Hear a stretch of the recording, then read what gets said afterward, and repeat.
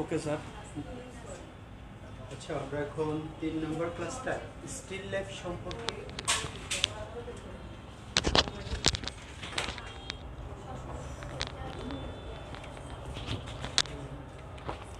আমরা এখন 3য় নম্বর ক্লাসে স্টিল লাইফ সম্পর্কে জানবো, একটা প্রাথমিক ধারণা।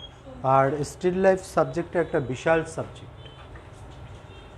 এটা তো যেহেতু আমাদের আজকে ড্রয়িং ক্লাস এবং স্কেচ, স্টিল লাইফ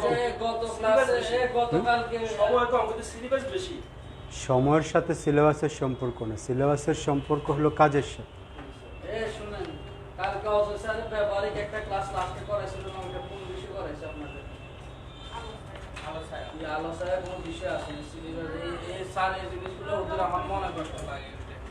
নিজেদের বিষয়টার নাম ওরা আলোচনা আপনার আলোচ্য বিষয় কোন সাবজেক্ট করেছে। আমি আপনাদেরকে বলছি যে ব্যবহারিক যে ক্লাসটা করেছে ওটা কোন সাবজেক্ট করেছে। এটা তো ব্যবহারিক ওটাই কাজ থেকে পার্সপেক্টিভ বোঝাইছে। কাজ থেকে বড় দেখা যায়, দূর থেকে ছোট দেখা যায়। এই অধ্যায়টা আলোচনায় আলোচনায় টোন বলছি শেষ যে ক্লাসটা করাইছে ওটা কোন বিষয় ছিল? ব্যবহারিক আলোচনায় টোন। স্যার বসেন, আমি এটা ক্লিয়ার করে দিচ্ছি। স্যারের সর্বশেষ ক্লাসটা ছিল স্কেচ। এই আলোচনায় টোন ব্যবহারিক টোন এটা কি? আচ্ছা স্যার, আমি ওদেরকে বিষয়টা বলে দিচ্ছি।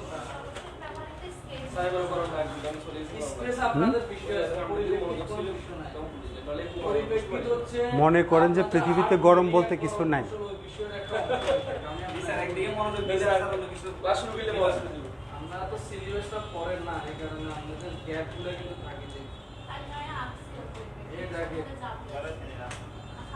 আপনাদের বিষয় একটা আছে হিস্টরি অফ অ্যানিসিয়েন্ট, আর এটা সম্পূর্ণ theory. Art, media, materials, techniques, মানে অর্থাৎ করণ পোষণ, যেটা উপকরণ করণ পোষণ, এটার ভিতরে এই বিষয়টার মধ্যে হচ্ছে আপনার পরিপ্রেক্ষিত। কথা বুঝতে পারছেন? পরিপ্রেক্ষিত। এবার এটা ডিটেইলসটা কোথায় আপনি দেখেন, এই দেখেন আপনার থিওরি বিষয়টার ডিটেইলস হচ্ছে এটা। এটা হলো আর্ট মিডিয়া লিখে দিছি। এটা হলো আপনার এই বলে প্রাচ্য শিল্পকর্ম। হ্যাঁ, এটা তো আমি আচ্ছা একদিন আমি এটা একটা আলোচনা করে দিই, কারণ আপনারা সিলেবাসটাই অনেকে বুঝেন না স্যার। আচ্ছা, এটা আমি একটা ভিডিও দিব, আপনারা আমার একটা লাইভ আমি দুই একদিন। হ্যাঁ হ্যাঁ, এটা বেটার।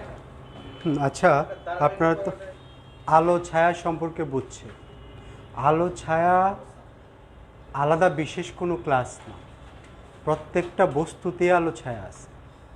তবে আলো ছায়াটাকে আপনাদেরকে মূল ধারণাটা দিয়ে দেওয়া হয় ভবিষ্যৎ চলার জন্য। আলো ছায়া কিন্তু একটা সাবজেক্ট না। আপনি একটা আলো ছায়াগুলো কিভাবে প্রয়োগ করতে হয়, আলো ছায়াতে ওই বিষয়গুলো নিয়ে আলোচনা হয় যে আলো ছায়াটা কিভাবে প্রয়োগ করতে হয়। পৃথিবীর প্রত্যেক বস্তুতেই আলো ছায়া আছে। আপনি সারা জীবন ছবি আঁকেন আর না আঁকেন, আপনার চলতি পথে জীবিত অবস্থা প্রত্যেকটা মুহূর্তে, এই যে আমরা এখানে আছি, আলো ছায়া আছে। এখন যদি আপনাকে বলা হয় যে সায়েন্স স্যারকে দেখে দেখে আঁকেন, আমাকে আঁকলেন জাস্ট লাইনের মাধ্যমে, যেটা আঁকলেন এটা হলো ড্রয়িং, লাইন ড্রয়িং। যখন আমাকে 3D আকারে ফুটিয়ে তুলবেন, কালারে হোক, স্কেচে হোক, অয়েলে হোক, পেন্সিলে হোক, তখন আপনাকে আলো ছায়াতে আসতে হবে। আলো ছায়াটা কীভাবে পড়ে, কীভাবে ইউজ হয়, মাত্রাটা আলো ছায়ার মূল বিষয়। আর স্কেচ মানে হলো যে আপনি যদি রং ব্যবহার করতে না চান, যেমন নৌকাটা একটু আগে আঁকলাম, শুধু পেন্সিলের মাধ্যমে আঁকলাম, এটা হলো স্কেচ, ঠিক আছে? কিন্তু ওইখানেও কিন্তু আলো ছায়া ছিল, যদিও এটা স্টাডি যে স্কেচ, প্রত্যেক আপনি যা আঁকবেন তাতেই আলো ছায়া থাকবে। তো আমরা এখন স্টিল লাইফ নিয়ে আলোচনা করি। হ্যাঁ, স্টিল লাইফ, এর আগেও বলা হয়েছে স্টিল লাইফ অর্থাৎ জড় জীবন। যেই বস্তু চলতে ফিরতে পারে না, ওই বস্তুকে মডেল বা মাধ্যম করে আঁকা হয়, ওইটাই হলো স্টিল লাইফ। এখন স্টিল লাইফটা আপনি কি, আমি বোধহয় স্টিল লাইফের একটা ছবি দিছিলাম গত পরশু দিন, কিছু আঙ্গুর পাইছেন, অর্থাৎ ওইটা স্টিল লাইফ।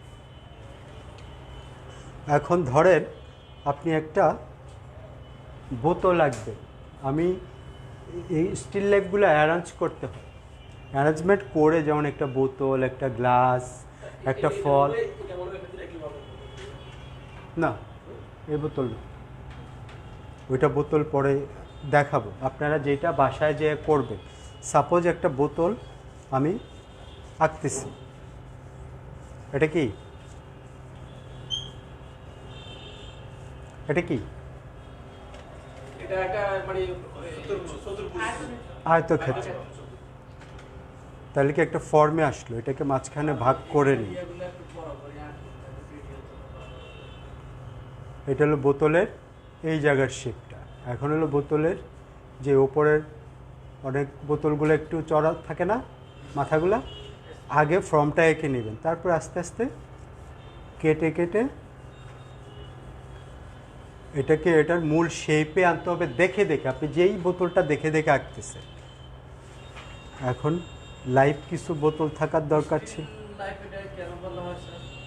জড়জীবন, তাই একটা বোতল তো চলতে পারে না, একটা চেয়ার চলতে পারে না, একটা ফুলদানি চলতে পারে না। একটা ফুল যখন আপনি বোতলটাতে বা গ্লাসে রাখবেন, ফুলটা চলতে পারবে না। অর্থাৎ জড় বস্তুকে মাধ্যম করে যেটা আঁকা হয় ওইটাই স্টিল লাইফ বা জড়জীবন। এখন আমি এটা আস্তে আস্তে ফর্মটা তো দিলাম এতক্ষণ, এখন দেখে দেখে কোথায় কি আছে। অনেক সময় এই জায়গায় একটা লেভেল থাকে না, বিশেষ করে আপনাকে যে বিভিন্ন কাচের বোতলগুলো আঁকতে হবে স্ট্রেট। এটা হলো ওই পাশের ইয়েটা আমি দেখতেছি। এখন এটার সাথে আমি কি রাখবো, এটার সাথে আমি একটা প্লেট রাখবো। প্লেটে আমি কিছু আঙ্গুর রাখবো, হয়তো ওই পাশে একটা আপেল রাখলাম, এটা এখানে এটা ইন্ডিকেট করে নিলাম। এই পাশে হয়তো একটা বোতল, পাশে আমি একটা গ্লাস রাখবো। এটা খেয়াল রাখতে হবে একটা বোতলের পাশে একটা গ্লাসটা কতটুকু হবে। তারপরে স্টিল লাইফের ড্রাপারি ব্যবহার করা হয়। ড্রাপারি কি সম্পর্কে পরিচিত আছেন আপনারা? ড্রাপারি শব্দের অর্থ হইল কাপড়, ঠিক আছে? অর্থাৎ কাপড়কে সাবজেক্ট করে, কাপড়কে শিল্পভাবে রূপ দিয়ে কাপড়ের সুনিপুণ বাজকে বলা হয় ড্রাপারি। ধরেন আমি এখানে একটা পিছনে একটা লাল কাপড় দিয়ে নিলাম, কাপড়গুলোর উপরে আমি এই জিনিসগুলো রেখেছি নাকি।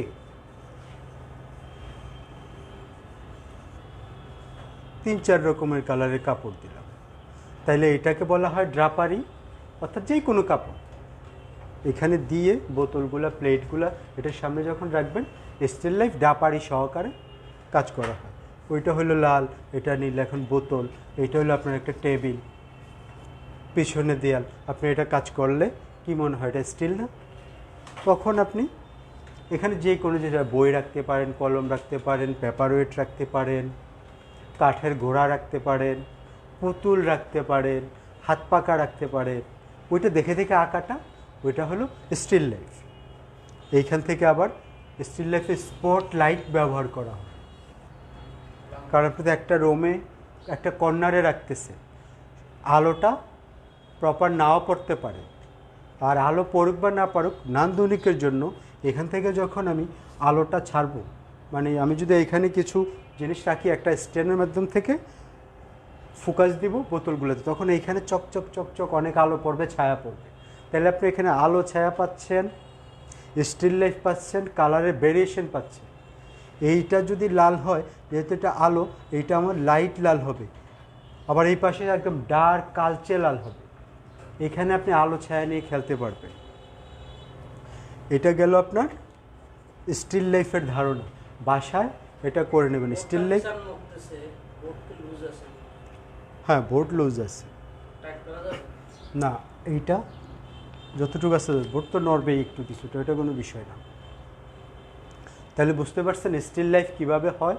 আর নেটে সার্চ দিবেন স্টিল লাইফ লিখে, still life painting, still life water colour, still life sketch, still life oil colour, still life acrylic, ঠিক আছে, এগুলো সার্চ দিবে, তখন বোঝা যাবে। কারো কাছে কি এমবি আছে, এক্ষুনি একটা সার্চ দেন, আমি বুঝিয়ে দিই। আপনারা সার্চ দেন, আমি সার্চ দিলাম না, স্টিল লাইফ পেন্টিং লেখা সার্চ দেন, তাহলে আপনাকে ডাপারের সিস্টেমটা আমি এখনই বুঝিয়ে দিচ্ছি।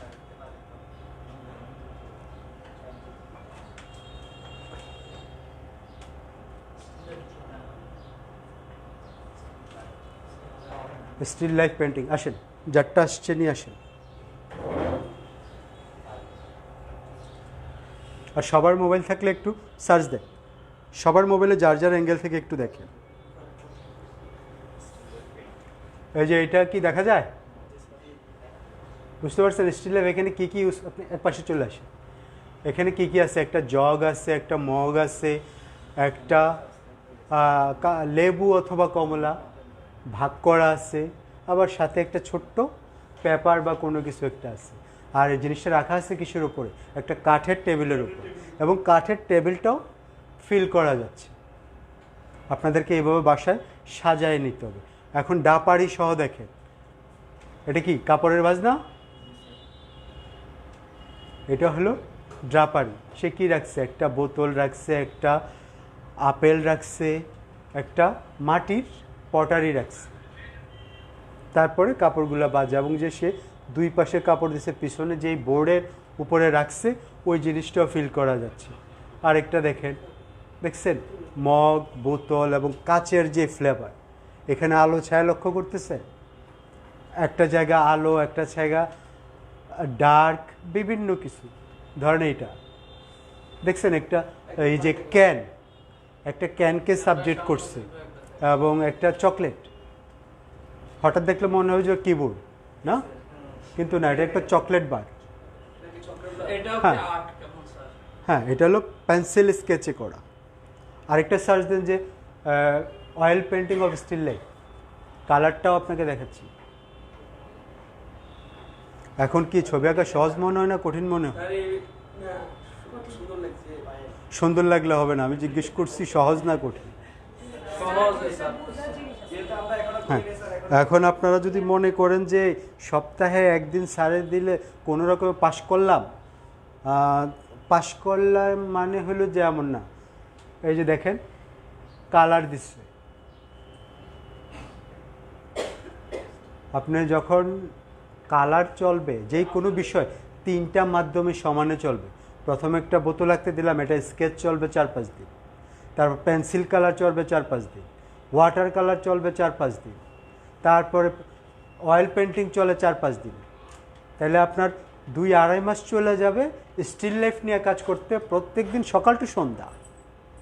আর আপনারা আসতেছেন সপ্তাহে 2 দিন 3 দিন যায় বলে, যেহেতু এই শিক্ষা ব্যবস্থাটা এমনই, যেহেতু 1 বছরের কোর্স।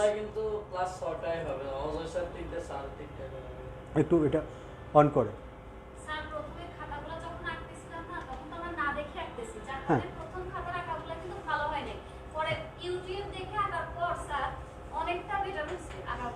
ওই যে আপনি ট্রাই করছেন তো, একটা জিনিস খুঁজে বের করার জন্য চেষ্টা করছে, ওই জিনিসটা আপনাকে দেখতে হবে, জানতে হবে। যেহেতু এটা চারুকলা না, চারুকলায় যে পৃথিবীর সমস্ত আর্ট কলেজগুলো যাবেন, ওই ফ্লেভারে আপনাকে অনেক কিছু বুঝাই দেবে, বিল্ডিং আশপাশে আপনাকে অনেক কিছু শিখাই দেবে। এই যে দেখছেন, হ্যাঁ, কিন্তু এইগুলো আপনাদেরকে করতে হবে। তা আপনারা কি মনে করেন সপ্তাহে 2-3 ঘন্টা আইসা আবার খাতা বন্ধ করে যাওয়া সম্ভব? একটা চারুকলার, হ্যাঁ, আমি তো 36 বছর ছবি আঁকি, এখনো তো কালারই লাগাইতে পারি না। আপনারা ওই পর্যন্ত যাইতে পারবেন না, অন্তত মনদের ভালোটা রাখতে হবে। তবে ওই যে এখানে আসলাম গেলাম এই চিন্তা যদি করেন, তাইলে আমার এক ফ্রেন্ডের গল্প বলি। সে হলো ফার্স্ট ক্লাস, আমার মেয়ে বন্ধু, সে হলো ফার্স্ট ক্লাস, মানে সে ক্লাসের বাইরে কোনো কাজই করে না, ক্লাসের কাজ একদম নিখুঁত করে করে। আপনাকে যদি একটা পাতিল দেওয়া হয়, ধরেন আপনি কখনও হাঁড়ি পাতিল ঘরের মাজেন নেন, আপনাকে একটা পাতিল দিলাম যে এটা 2 দিন সময় দিলাম, এটা একদম সাদা করো। আপনি ঘষবেন, ইট দিয়ে ঘষবেন, বালি দিয়ে ঘষবেন, কোনো না কোনো রকমভাবে 2 দিনে আপনি এটা সাদা করতে পারবেন। আর আপনার বাসায় যে কাজ করে, যে এইটা অভ্যস্ত, তাকে আধা ঘন্টা সময় দেন, যে এটা একদম সাদা, সে জানে এটা সাদা কিভাবে হবে, কারণ সে এইটা নিয়ে নাড়াচাড়া করে। তো তেমনই যে আমার যে ফ্রেন্ডের কথা বলতেছি, সে honours masters first class first, ঠিক আছে, আমার চেয়েও রেজাল্ট ভালো। তো আমি কুমিল্লা আসলাম একদিন, হঠাৎ ফোন দিল, কই তুই? আমি বললাম আমি তো কুমিল্লায়। আমি তো টিউশনিতে যাব, আজকে গরু আঁকাইতে হবে, আমাকে একটা গরু আঁকা দিতি। সে কি অনার্স মাস্টার্স ফার্স্ট ক্লাস। তা আমিও বলছি যে তোর সার্টিফিকেটগুলো কই? কয় আসছে। আমি কি সুন্দর করে গোল করে বোতলে ঢুকায় চুবাইয়ে পানি খা। তাইলে আপনাদেরও যদি কাজ না করেন, ওই বোতলে ঢুকায় চুবাইয়ে পানি খাইতে হবে। বহু থার্ড ক্লাস স্টুডেন্ট আছে, ফার্স্ট ক্লাস স্টুডেন্ট ওরে দেখলে ভয় পায়, কারণ ওর হাতের কবজির জোর বেশি। এটা হলো পৃথিবীর সমস্ত হস্তশিল্প, আপনার কবজির জোর বাড়াইতে হবে। আমার এক টিচার আমাকে কোশ্চেন করছে আমার পেন্টিং ক্লাসের সময়, তো উনি আসছে, আয়শা বলল যে ভবিষ্যতে কি করব। আমি বুঝলাম না স্যার ভবিষ্যতে কি করব। যে ভবিষ্যতে পেশা হিসাবে কি আর্টিস্টই থাকবা, না ব্যবসা বাণিজ্য করবা, না দেশের বাইরে চলে যাবা? স্যার এটা উঠাই দেন, দেশের বাইরে চলে যাবা। দূর থেকে যাতে সবটা বোঝা যায়। তো আমি বললাম না স্যার, এই বিষয় নিয়েই কাজ করবে, কবজির মোটামুটি জোর আছে, যদি এই বিষয়ে সারা জীবন থাকতে চাও তাহলে কবজির জোর আরও বাড়াইতে হবে, যদি এই পেশাটা নিয়ে থাকতে চাও।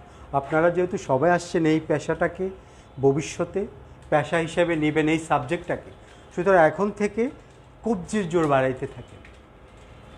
এটা আপনারই লাভ। যে যত বেশি রং পেন্সিল খাতা নষ্ট করছে সে তত বেশি শিখছে। বুঝতে পারছেন? আজকে আপনাদেরকে এটার ধারণা দেওয়া হলো স্টিল লাইফ কী, এবং নেটে দেখবেন একটা কিছু দাঁড় করাবেন, প্রথমে একটা স্কেচ করবেন, তারপর একটা পেন্সিল কালার, যার যেই কালার আছে ওই কালার নিয়েই থাকবেন। আমি এটা একটু সরে ফেলতেছি। এখন আপনাদেরকে পোর্ট্রেটের একটা ধারণা দিব। পোর্ট্রেট বুঝেন? যদিও এই ক্লাসগুলো আমি পরে শক্ত করে ধরবো, আগে একটু ধারণা দিয়ে নিই।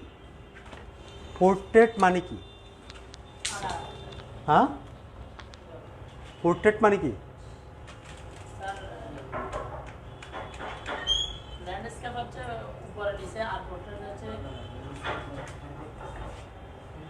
না, পোর্ট্রেট মানে মানুষের অবয়ব, আমরা পাসপোর্ট সাইজ ছবি তুলি না, ওইটা হলো পোর্ট্রেট।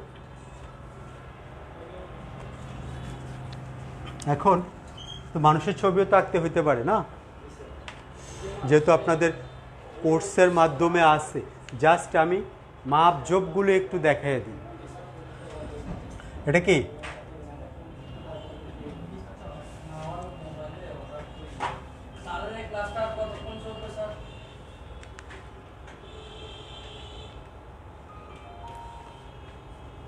আরও 15-20 মিনিট মিনিমাম।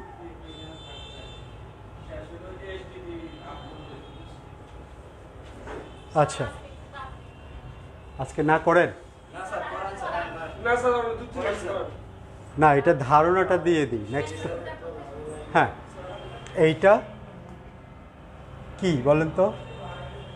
একটা মানুষের অবয়ব বোঝা যাচ্ছে। এখন মানুষের চোখ, কান, নাকের মাপজোপ কি জানেন? ধরেন এটা মুখটা, আমি আগে চোখের জায়গাগুলো ভাগ করে নেব। যখন একটা পোর্ট্রেট আঁকতে যাব, প্রথমে আমি ধরেন আপনার একটা আঁকলাম, আমি আগে এই জায়গাগুলো ভাগ করে নিব।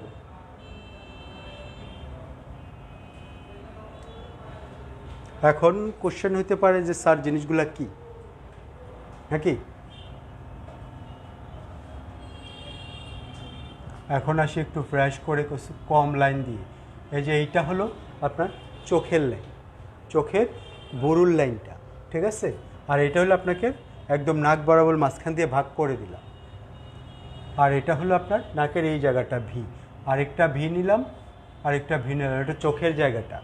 এখন নাকের জায়গাটা নিলাম, এটা দাগ দিয়ে দিলাম। চোখের বরুর লাইন এবং নাকের শেষ লাইন হলো কানের লাইন। আপনি হাত দেন, ঠিক আছে? এগুলো হাত দিয়ে মিলাইতে হবে, দেখলে হবে না। এই যে এখান থেকে লাস্ট হলো আপনার কানের উপরে, আর নাকের নিচ থেকে হলো আপনার কানের নিচ লাইন। এখন সাপোজ একটা মানুষের নাক আঁকলাম,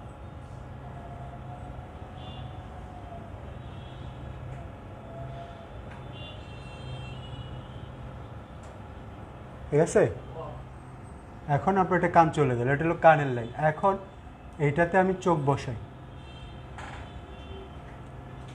বড় দিয়ে চোখ বসাইলাম। এখন নাকটাকে, এক একজনের শেপ তো এক এক রকম, আগে জাস্ট আমি মাপটা নিলাম। এখন কানটা বসাই। এখন ঠোঁটের মাপ ওই যে মাঝখানে দাগটা, এটা হলো একটা মানুষের টোটাল শরীরের অর্ধেক। নিলাম ঠোঁট। এখন ঠোঁটের শেষ মাথা কোথায়? এই যে আমাদের যে ঠোঁটের লাস্ট মাথাটা কোথায়, কোনটার সাথে যে সামঞ্জস্য হবে? কোথাও না কোথাও তো মিল আছে, যেহেতু চারুকলা বিষয়টা মানুষ তো নিজেও জানে না তার কোনটার সাথে কোনটার মিল আছে। যখন আপনি মানুষ নিয়ে, একজন ডাক্তার অ্যানাটমি যে ডাক্তার অর্থোপেডিক্স, সে প্রত্যেকটা হাড় মুখস্থ, সে তার মতো করে, তার যতটুকু প্রয়োজন তার মতো করে সে বিজ্ঞানসম্মত তৈরি করে দিচ্ছে। চারুকলাও যারা মানুষকে একটা জিনিসের সাথে আরেকটা জিনিসের তুলনা করে, মানুষের আইবল আর হলো ঠোঁটের লাস্ট মাথা সমান। আপনার আইবল মিডল থেকে আপনার ঠোঁটের লাস্ট মাথার সমান। দুই একজন হয়তো ব্যতিক্রম হইতে পারে, 19-20, সেটা হলো ব্যতিক্রম কেস। আর ব্যতিক্রম কখনো উদাহরণ না। এখন কি করব, কারো হয়তো মুখ একটু লম্বাটে, কারো গোলাটে। এখন আমি এটা থেকে আস্তে আস্তে ভাগ করে নিব।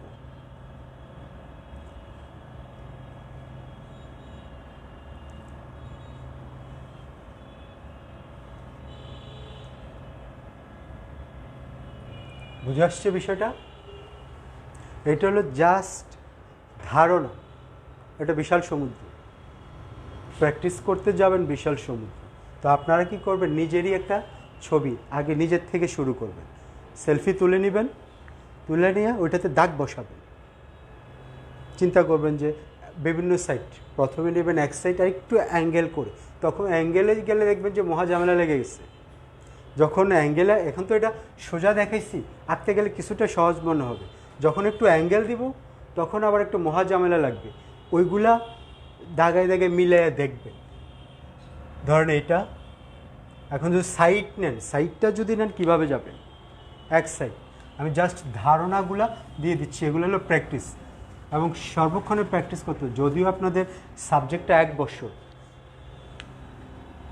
এটাকে একটা সার্কেলটাকে মাঝখান দিয়ে ভাগ করে নিলাম, এদিক দিয়ে একটা ভাগ করে নিলাম। এখন এইটাকে নিয়ে আমি এক সাইডও যেতে পারি।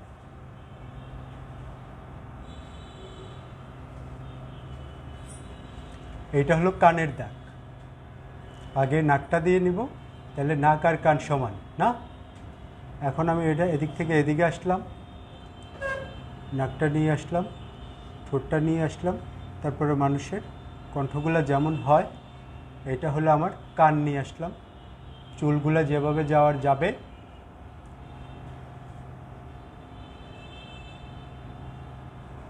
বুঝতে পারছেন? এটা হলো এক পাশ। এইটাই আবার যখন মাঝখান দিয়ে ভাগ করবেন, এটা চলে আসবে আপনার ভুরুর জায়গা, এখান থেকে চলে আসবে আপনার নাক। এখন আপনি মুখের জায়গা অ্যাড করেন।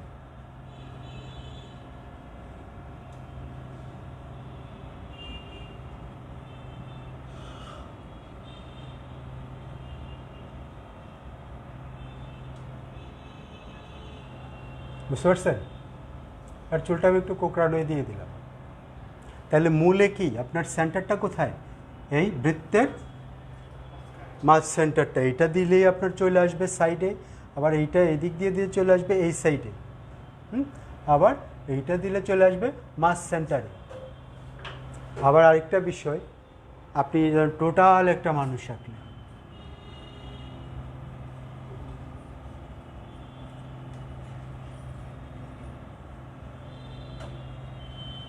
এখন আপনি পুরো শরীরটা আঁকলেন, মাথাটা আঁকলেন, সব আঁকলেন, কিন্তু হাতটা এসে এখানে অনেক বড় দিলেন। পুরা শরীরটা যখন আঁকবে, মানুষের মুখমণ্ডলটা অনেক সময় বড় হয়ে যায়, আবার হাতটা অনেক সময় ছোট হয়ে যায়। তাহলে আপনার মুখমণ্ডলের মাপ কি জানা আছে? আপনার এইখান থেকে এইখান যতটুকু, আপনার মুখটা ততটুকু, চারিদিক থেকে এই কপাল, থুতনি, ঠিক আছে, এই চোখ অর্থাৎ এই শেপটা, আপনার হাতের প্রসারতা যতটুকু, আপনার ফেসটা ততটুকু, এখান থেকে থুতনি পর্যন্ত এইভাবে, এখান থেকে দুই চোখের মাঝ পর্যন্ত এভাবে, অর্থাৎ এই জায়গাটা আপনার হাতটা যতটুকু, আপনার মুখটা শুধু ফেসটা ততটুকু। অনেক সময় দেখলেন যে আঁকলেন, মুখটুক আঁকলেন, অনেক সময় নিজের অজান্তেই আপনি হাতটা একটু বড় হয়ে গেল, তখন ওই দিকে দেখবেন যে মুখটা কতটুকু আছে, পেন্সিল দিয়ে মাপ দিবেন, পেন্সিল দিয়ে মনে করেন পেন্সিল দিয়ে মাপ দেবেন এটা কতটুকু আছে, তাহলে ওই হাতের কবজিতে যাবেন যে কতটুকু আছে, তখন আপনি কম্পেয়ারটা করতে পারবেন।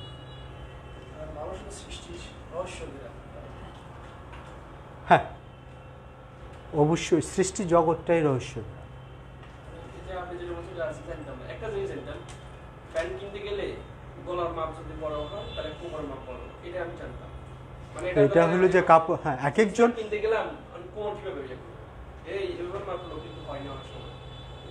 ওইটা যারা কাপড় বা প্যান্টের ব্যবসা করে তারা একটা তৈরি করে নিছে যে কিভাবে সহজে মাপটা বের করা যায়। ওরা তো রিসার্চ করে এটা বের করছে যে এই জায়গার মাপের সাথে ওই জায়গার মাপ মিল আছে, 19-20 কাছাকাছি। ধরেন আপনার 33 লাগবে, এখন হয়তো ফিতা নেই দোকানদারের কাছে, এখানে মাপ দিলে হয় 33, দোকানদার একটা আইডিয়া করেন এটা 33 না 34, একটু বড়টাই দিয়ে দেয়, অন্তত দড়ি দিয়ে বান দিয়ে হলে যাতে পরা যায়, না পরা যায় যাতে এমন না, আপনার এক সাইজ বেশি দিয়ে দিই। এই মাপটা তারা প্যান্টের সাথে কি দিয়ে, তবে আজকে আপনারটা জানলাম যে এটা আজকে নতুন জানলাম, সেটা বলছি। অনেক কিছু জানবেন, আপনাদের কাছে সাবজেক্টটাও নতুন, এইটার প্রত্যেকটা বিষয় নতুন হবে, এইটাই স্বাভাবিক। তো আপনাদের যেই কাজটা করতে হবে, ওই যে গত ক্লাসে কে যেন কোশ্চেন করছে স্যার কোর্স তো আসে না, আপনারা কিন্তু আমি স্টিল লাইফ এবং পোর্ট্রেট আমার ধারণা দেওয়ার দরকার নেই, অর্থাৎ রাস্তা দেখাই দিছি এইখান থেকে ওইখানে চৌমনি, হাইটা যাও, দৌড়ে যাও, গড়ে যাও, গাড়ি দিয়ে যাও, হেলিকপ্টার দিয়ে যাও, ওই জায়গাটাকে যাই দেখে আসো, তারপরে ওই জায়গায় বসে তোমার সাথে কথা হবে, আগে জায়গাটা চিন।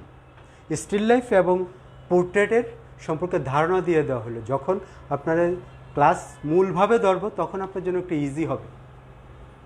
আপনাকে আয়না বসায়, যাতা দিয়ে বসায় কাজ করানোর মতো না, আপনাকে ওভারঅল সবসময় পেন্সিল, রং সব বিষয় নিয়ে নাড়াচাড়া করতে হবে।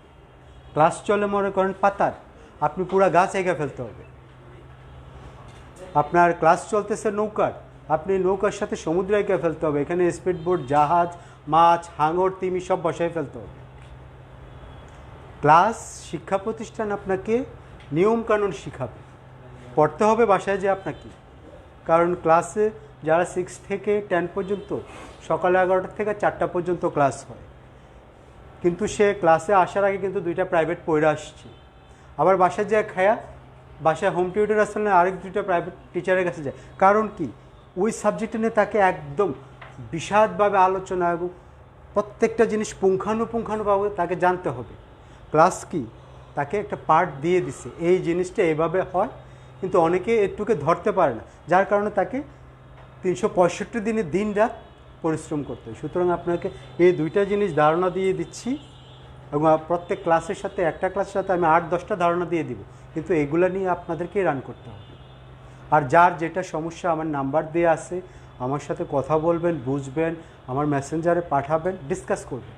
শিখতে হইলে আমি বিরক্ত হব না, কিন্তু 9টা-10টার পরে আমাকে ফোনে পাবেন না, এটা হলো বিষয়। ভাগ্যবালা থাকতে পাইতে পারে, কিন্তু বেসিক্যালি পাওয়া যায়।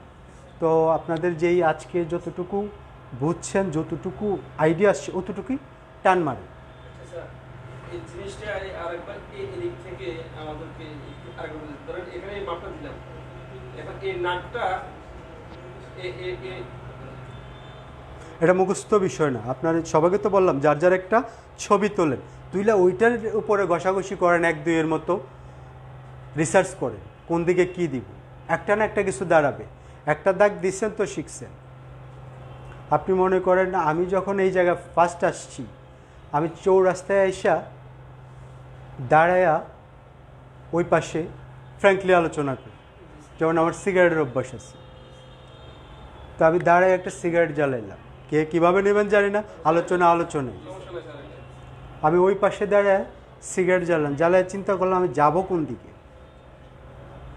কাউকে জিজ্ঞেসও করতেছি না, একদম নিতান্তই যদি না পারে জিজ্ঞেস করবে।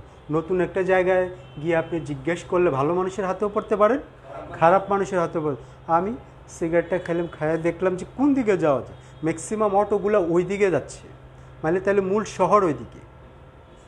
তারপর চিন্তা করলাম না, একটা নিই, অটো নিই। অটো নিয়ে বললাম এই যে গার্লস স্কুলের সামনে যাও, গার্লস স্কুলের সামনে যাও, 1 টাকা হবে না 100 টাকা ভাড়া হবে। আয়সা বললাম ভাই কত দেবে? 50 টাকা দেবে। এখন আমি বুঝছি সেই জায়গা 50 টাকা বেশি নিচ্ছে আমার কাছ থেকে। চৌরাস্তা থেকে গার্লস স্কুল 50 টাকা। আমি জিজ্ঞেস করলাম যে কত দিব, যে 50 টাকা। পরে আসার পর এইটাই যে যাওয়ার পরে মনে হলো যে 50 টাকা ভাড়াটা বেশি নিচ্ছে, কিন্তু আমার চিনার জন্য 50 টাকা গচ্ছা দিতেই হবে, ঠিক আছে? তাহলে আপনাকে আগে চলে যেতে হবে। যেমন আমি দিল্লিতে রাস্তায় হাঁটতেছি একটা গ্যালারি বললো যে ওই রাস্তার পরে, ওই রাস্তাতে যদি অ্যাট এ টাইমে 4টা রাস্তা একদিকে, কোন দিকে যাব? তারপর পাশের দোকানে চা খেলাম। আমরা যেহেতু পার্শ্ববর্তী দেশে ইন্ডিয়া, কম বেশি আমরা ছোটোবেলায় তো তখন বিটিভি ছিল আর দূরদর্শন ছিল, যারা বর্ডার এলাকাতে, আমাদের কুমিল্লাটা একটু বর্ডার এলাকার লোক আমরা, তখন টুকটাক আমরা হিন্দি জানি। তো ওর সাথে বসলাম, চা সিগারেট খেলাম, আড্ডা দিলাম। জিজ্ঞেস করলাম দাদা এখানে তো একটা ছবি টবি আঁকে, একটা গ্যালারি আছে, এটা কি এই রোডে না ওই রোডে? সে বললো যে এই রোডে, সামনে গেলে 2টা বিল্ডিং পড়ে।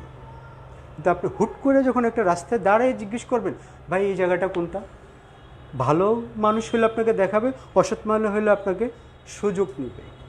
সুতরাং আপনাকে রাস্তা আগে যেতে হবে। তো যাই হোক, আজকে যতটুকু বলা হয়েছে ওই অনুপাতে কাজ করেন, আমাকে বিরক্ত করেন, আমি বিরক্ত হব না। আপনারা যত আমাকে বিরক্ত করতে পারবেন তত শিখতে পারবেন, এবং আমিও আপনাদের কাছ থেকে শিখতে পারব। এখন বলতে পারেন স্যার আপনি তো সব কিছু পারেন, আপনি আমাদের কাছ থেকে কী শেখার আছে?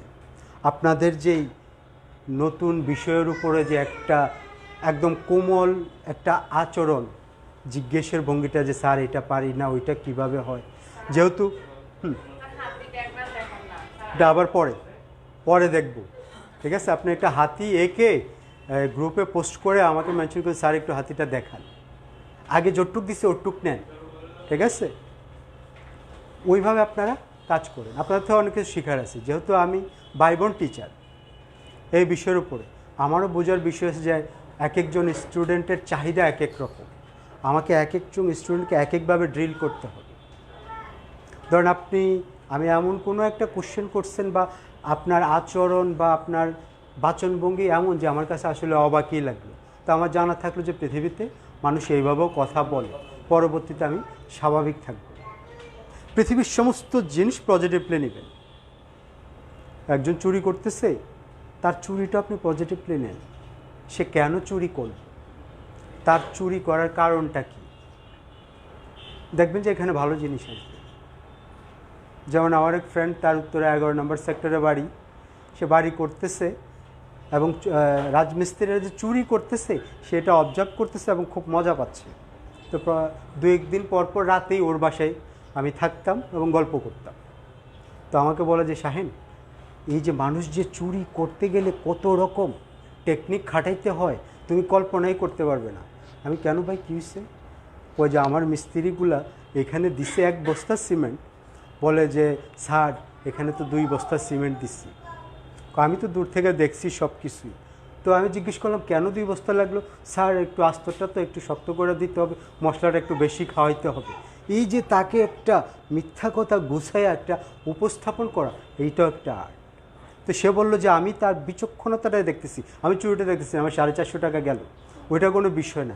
সে যে চুরি করার জন্য 1 বস্তা সিমেন্ট, সে যে একটা উপস্থাপন, যে একটা গল্প দাঁড় করাইতেছে, এইটাও তার একটা চর্চা।